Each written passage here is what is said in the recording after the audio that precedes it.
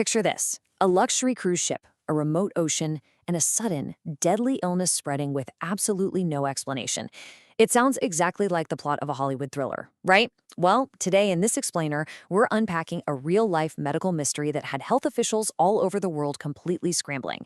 We're going to dig into the history, the hidden clues, and the science to piece together exactly how a dream vacation turned into an absolute nightmare. So let's just jump right in. The nightmare started back on April 1st, 2026. A cruise ship with about 150 passengers and crew from 23 different countries leaves Ushuaia, Argentina. They're heading down to Antarctica. For the first few days, it's paradise. But then, just 5 days in, a 70-year-old Dutch passenger gets a fever, a headache, a little diarrhea. No big deal, right? Well, days later, he's literally gasping for air. By April 11th, he's dead, right there on the ship. Nobody knows why, so the ship just keeps sailing. Fast forward to April 24th, they dock at St. Helena. His grieving wife gets off with his body, trying to fly back home to Amsterdam from South Africa.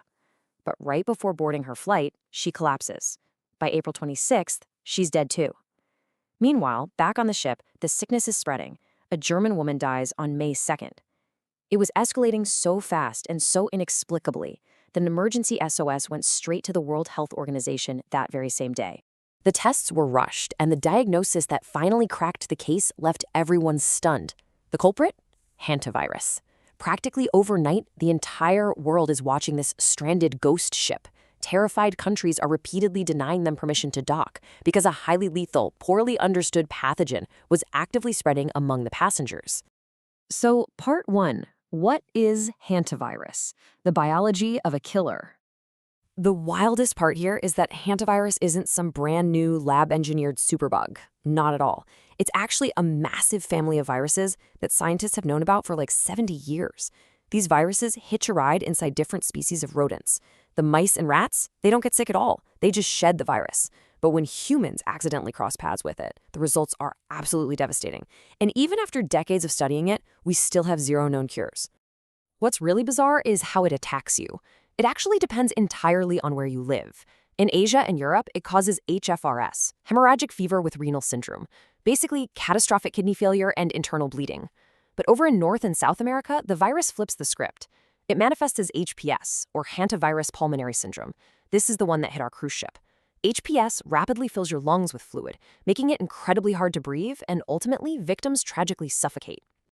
Which leads us to a truly staggering statistic. 50%.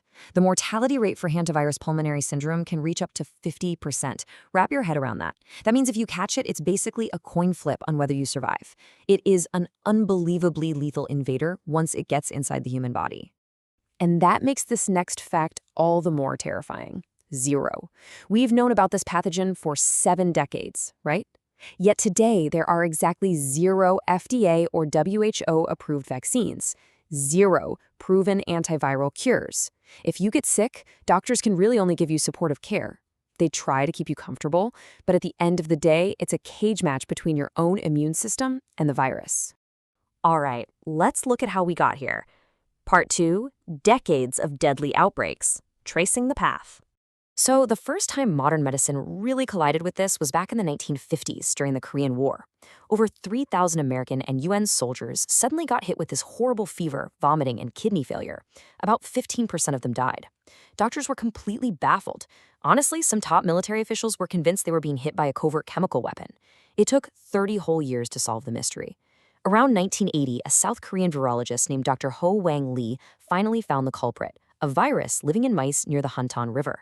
And boom, that's where the name Hantavirus comes from. But probably the most dramatic chapter happened right in the US, back in May of 1993. Down in the Navajo Nation, healthy, strong young adults started dying out of nowhere. Their lungs were just flooding with fluid. It was moving with terrifying speed, and early on, the mortality rate was a shocking 75%. Modern scientists and CDC investigators were absolutely stumped. They could not figure it out. Well, actually, they couldn't figure it out until they finally stopped and listened to the local indigenous tribal elders. The elders already knew the answer. Their oral history literally spelt it out. Heavy rain brings a bumper crop of piñon pine nuts, which causes a massive explosion in the mice population, which then brings the sickness.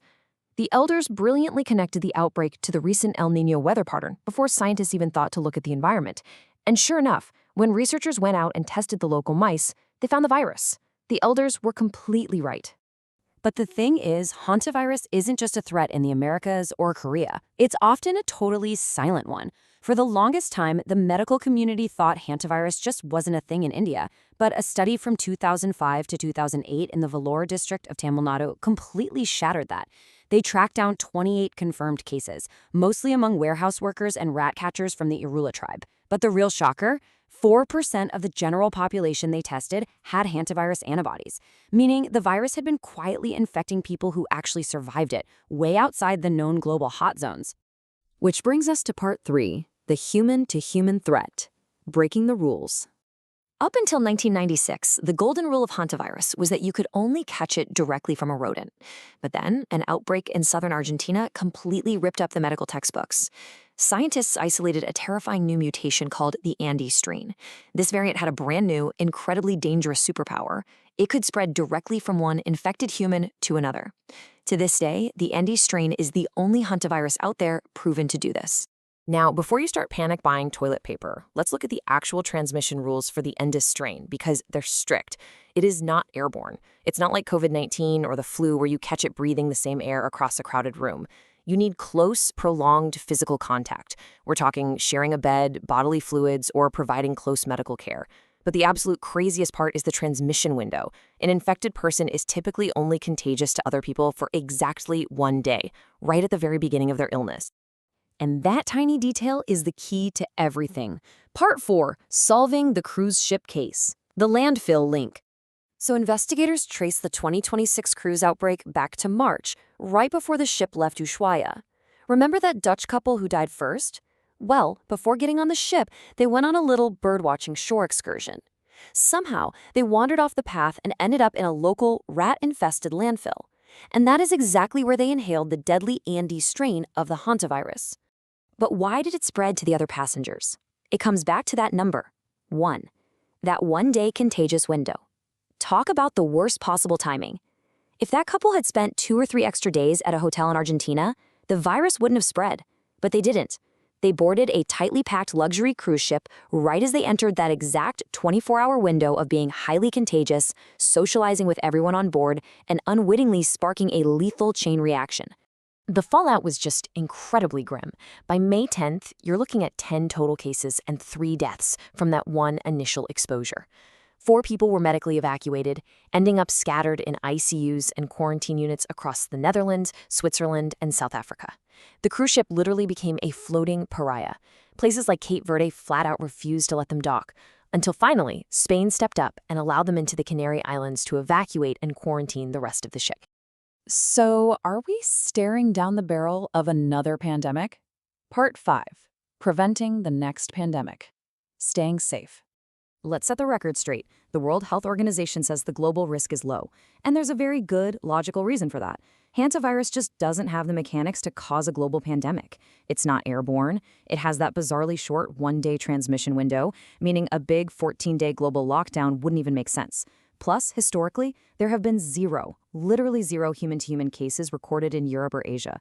It simply requires too much intimate contact to explode globally. So the takeaway here isn't to wait around for a magic vaccine. It's just about practical awareness and hygiene. Step 1, seal up the gaps in your house. Don't let rodents in. Step 2, if you have to go into a dusty, rat-prone area like an old shed or a warehouse, throw on an N95 mask and some gloves. It's that simple. And step 3, strict food hygiene. Don't leave crumbs out and manage your garbage. If you don't attract the mice, you don't attract the virus. Hantavirus is the ultimate silent threat. It really only makes the news when a bizarre, tragic cluster of deaths happens, like on that cruise ship. But the reality is, viruses like this have been quietly sharing the world with us, living in the shadows for decades. Now, with the right knowledge, there's absolutely no reason to live in fear. But it certainly leaves you wondering, what other invisible, deadly mysteries are quietly thriving right now just outside our own back doors? Thanks so much for joining me for this explainer. Keep asking questions and stay safe out there.